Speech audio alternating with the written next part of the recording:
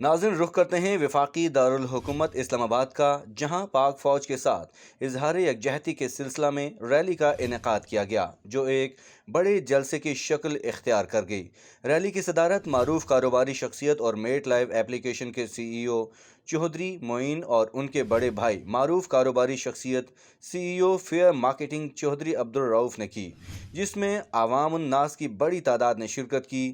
Rally میں بچوں، بڑوں، بزرگوں سمیت ہر طبقہ کے لوگوں نے شرکت کی، تاہم خواتین کی بڑی تعداد بھی ریلی میں موجود تھی۔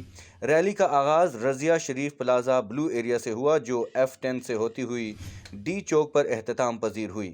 ریلی میں جہاں دیگر میٹ لائف کے ہوسٹ نے شرکت کی، وہیں میٹ لائف کے ہوسٹ اور سینئر صحافی ڈاکٹر اشفاق نیازی نے بھی ریلی میں بھرپور شرکت کی۔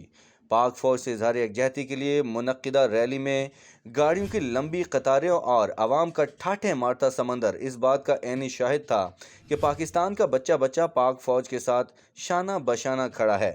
میٹ لائف کے آنر معین چودھری سے ڈاکٹر اشفاق نیازی کی ان کے آفس میں 1 to 1 ملاقات ہوئی، جس میں ریلی کے حوالے سے اور بالخصوص میٹ لائف کے حوالے سے اہم اور دلچسپ گفتگو ہوئی۔